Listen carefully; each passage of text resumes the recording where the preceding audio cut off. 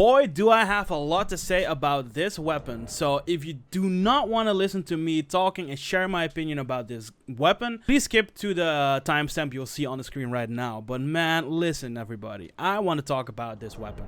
This is just one of those weapons, and also this kind of shares the same opinion about the other weapons in this weapon class, which is the perfume bottle. I tried this weapon multiple times. I tried different builds, different sequences or setups, and I kept going back to the Frenzy Flame perfume bottle instead of, you know, the chilling one or the lightning, the fire spark, and the poison one. It has so much potential to be a very fun and consistent working weapon, but the numbers don't lie on their attacks, right? On the R1s, the jumping, or every single button has a flaw, which are, in my opinion, two things. The poise damage on these attacks are 0. I'm not sure how much exactly it does because, okay, yes, they're multi-hitting attacks. So obviously it is not that one explosion already does 100 poise damage. But I'm not sure if the total adds to a good number. The biggest problem, in my opinion, using this weapon, you literally have nothing in the base command list, right? So like the R1s, R2s, nothing is decent physis hyper armor. And a lot of attacks struggle against passive poise. Passive poise is something in the arena you guys have seen yourself that it is extremely common to fight against. And I'm not even talking about 100 poise or 110. I'm even talking about 90. Like even myself, I am running 95. The chain R1s and even the R2s will not stagger, and it is a problem. The only attack from the testing and using this weapon in the arena that was consistently working against higher passive poise values, the jumping R2. That is the only attack that kept staggering them if they tried to play the neutral, right? Running a bit back and forth. And if I tried to do a 180 snipe with this, it staggers them. I tried this with the jumping R1, it does not stagger them. I tried this with an R2, if they roll inwards, it did not stagger them. This is the biggest problem, in my opinion, to make this weapon function in the arena. The other one that I want to talk about is the awkward recovery on some of its attacks, specifically the crouch attack, because I really like the angle it shoots, right, and the speed of it is good.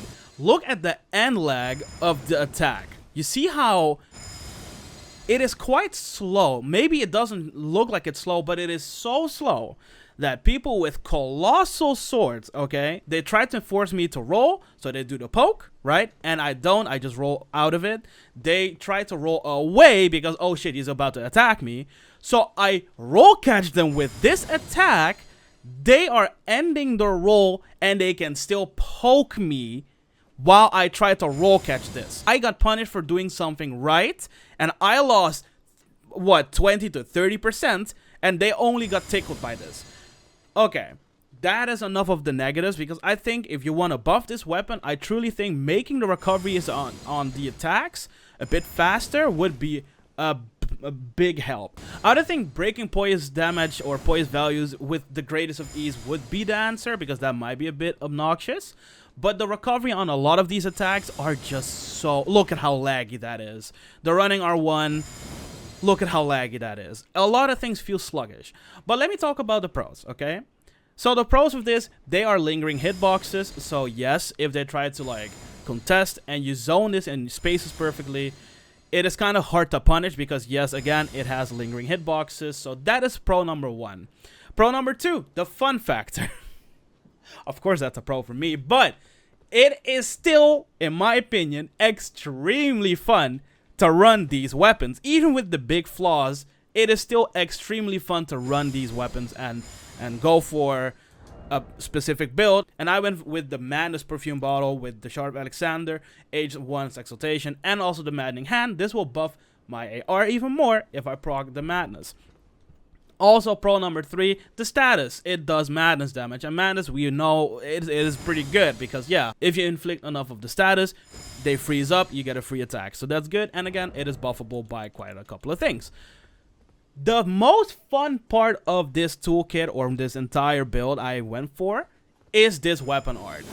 If you know this weapon art, you know this weapon art. If you don't, let me try and explain, because this, when it got released, was extremely busted. You could have aimed this to the floor, and if someone would roll inwards, all the 5 explosions you see here would also detonate on the floor and one-shotting people. This is not the case anymore. This doesn't mean that it is completely pointless to use though, because you could still free aim this on the floor and the explosion is extremely active. It has a very big lingering hitbox, so if they roll inwards and you catch them with this, you can connect an R1 as a true combo, and it builds quite the status, so that's cool.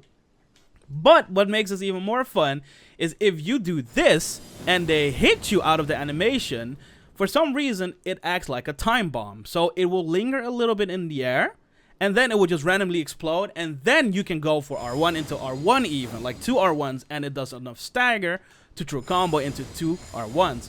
Really fun.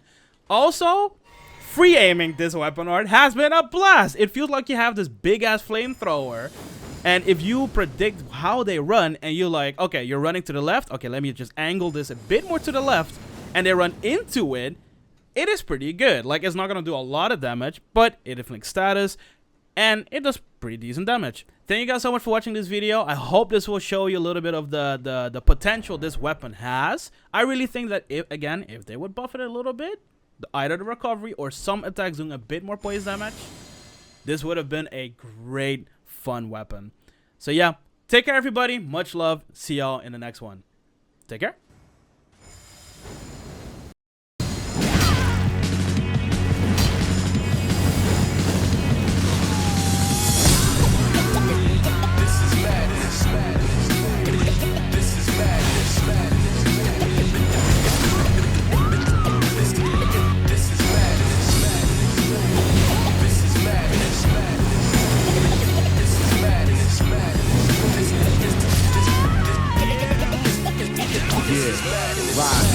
Flash floods of chemical treated hydrogen 2, oxygen, artificially heated biochemicals, radioactive movements, WMDs turn humans to mutants, viral weapons and pollutants let loose by the fools. In the world so cruel where the warlords rule with the iron fist, humans on the brink of collapse, second chances, nanotech, scientific advances.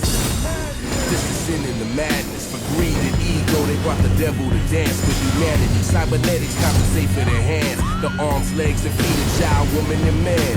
War, cyborg, hybrid. It all feels like a dream till you pull up your eyelids. With a cold heart of darkness, one city is lawless. One city fighting for order, that's what the law is. This is madness. This is madness.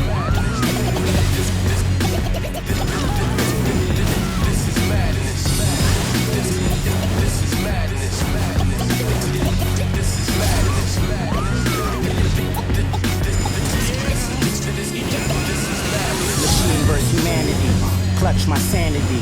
This is man versus the animal of anarchy. The birth defects are now spotted like astronomy, and all genetic traces of hope are still anomalies. Plates of steel armory and scarred and grill. In a world so real, half a century still, armed to the teeth, metal mechanical limbs. And if they throw stones, we throw back the virus and win. Past the sinners in the holy lie survival. Worst come to worst, every mutant is a rival. Radioactive, it's downtown science. The opposite of Lucifer, not opposite of violence. I hear silence, the eardrums pop.